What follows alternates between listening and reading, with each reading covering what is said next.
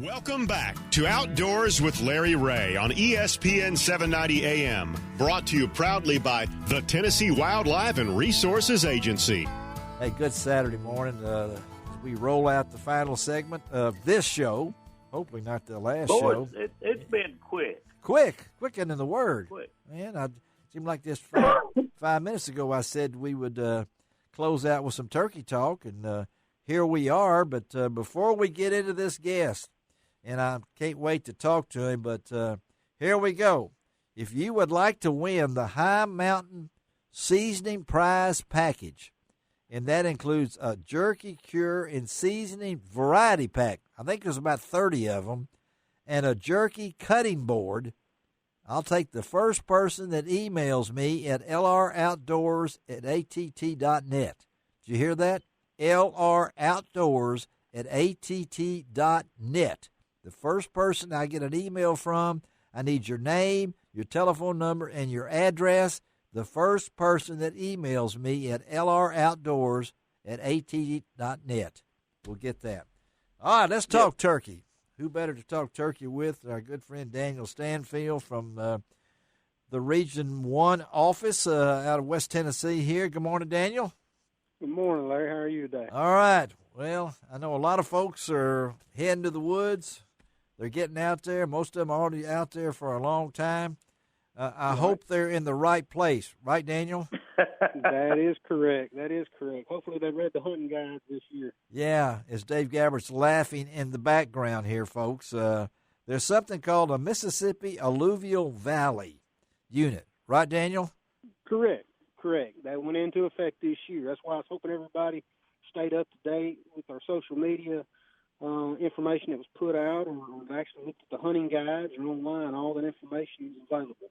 And that's Dyer, Lake, Lauderdale, Shelby, and Tipton counties in West Tennessee, and Giles, Lawrence, Lincoln, Wayne counties in Middle Tennessee. But we're saying if you're in the woods this morning turkey hunting in any of those counties, you're better get out of there in a hurry. You better not even be there or on your way there, because they're all part of the new Mississippi Alluvial Valley Unit, which doesn't open until Young Sportsman, April 10th and 11th, right? And That's correct. Then the following weekend, those seasons will open on April the 17th in those counties.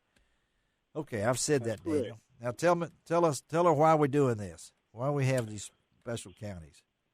Well, we got the, I hate to call them special counties. Well, yeah. Referring to the ones along the Mississippi River Alluvial Valley. And you're correct, it's the MAV unit that we created for this year's turkey season. And the main reason that we created that is that we've noticed over the last several years that those counties along the Mississippi River have experienced some population declines in the turkey numbers there. And a lot of that's due to the flooding. And we have no control over the flooding. But by pushing that season openers back 2 weeks, hopefully we can get through some flooding and allow the population of birds out of there to do the turkey things and to breed the gobblers to breed the hens.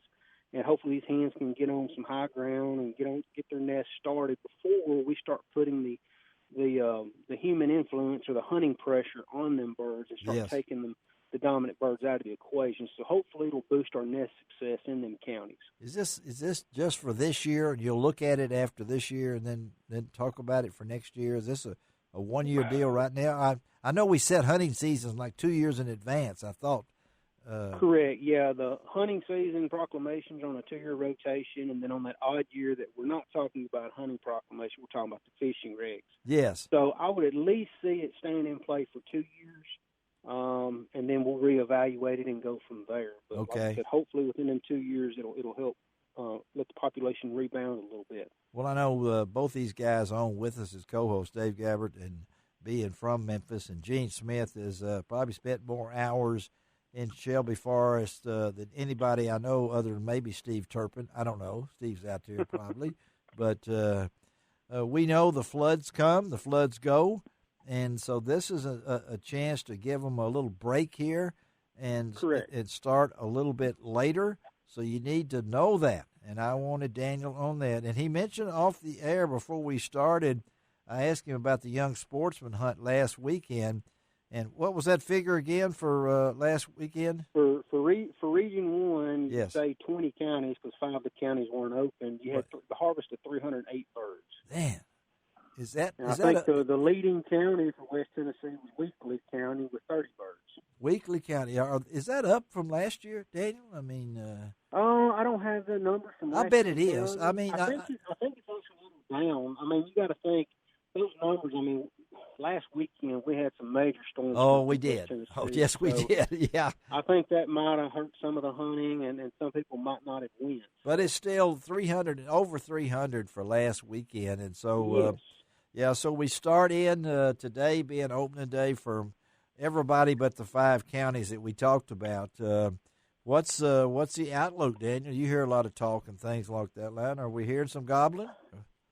Yeah, I've been hearing a little bit of gobbling. So hopefully, with the weather being pretty this weekend, it'll be a whole different ball game from last weekend. But what I stress though, even though last weekend was a young sportsman, I think every day the season open is a young sportsman's hunt. It really like is. we didn't go last weekend, but we're going I'm carrying my daughter this afternoon. Yes. So hopefully we'll be able to get her on her first bird today. There you go. Well, a lot of people look back and, I love turkey hunting, and I can remember, and I've been there, and Dave and Gene can know this too, but a lot of folks don't really realize. Listen to this, folks. I looked this thing up. In 1951, only hunters in Shelby and Polk counties reported harvesting any wild turkeys. Did you hear that? 1951. The total harvest for 1951 was 14 birds. 14 birds. And that it blew my mind. And then a survey conducted in 1952, wild turkeys were present in only 18 of Tennessee's 95 counties.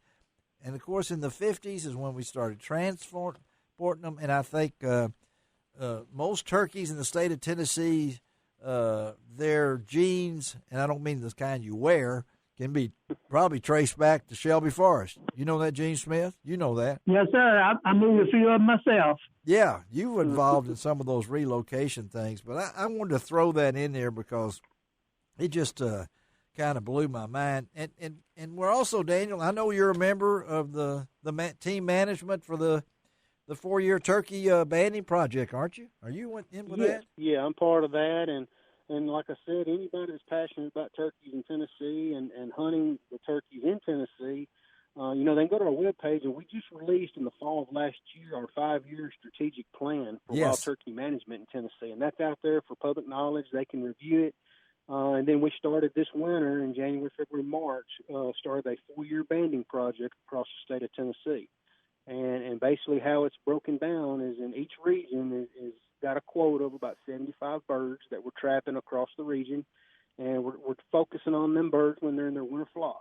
And what we're going to do is put bands on the male birds and then just release them back to where they're at. So hopefully when they show up in the harvest, whether it's this year or next year or on down the road, we get valuable data as far as hunter effort. We get distribution data, dispersal data.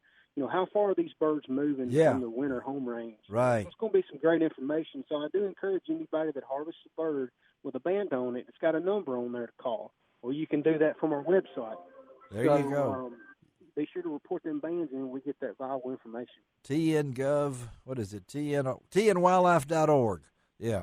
Mm-hmm. TNWildlife, and I think you were trying to get about 300 annually. Do you know how many y'all might have got over the winter? I'm not sure annually. I just know it's 300 statewide, and it's across the whole landscape. The whole state, okay. West Tennessee, and then that kind of breaks it down per region, about 75 birds per region. So there are some banded turkeys out there in our region.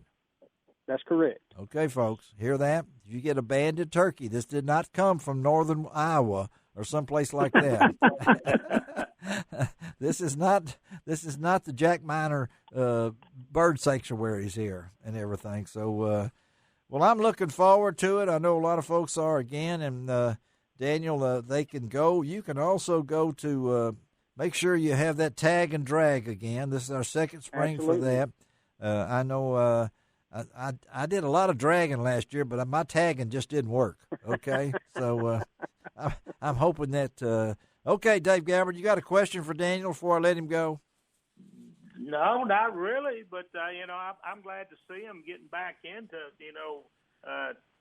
banding some birds and stuff. I always thought it was a big mistake with the agency moving away from relocating turkeys. Yeah. Out of some of these high population counties. I think the last of that, Gabbard, was about 16, 17 years ago, and we stopped. Well, yeah, because I remember, I trapped a world of birds in the 1980s.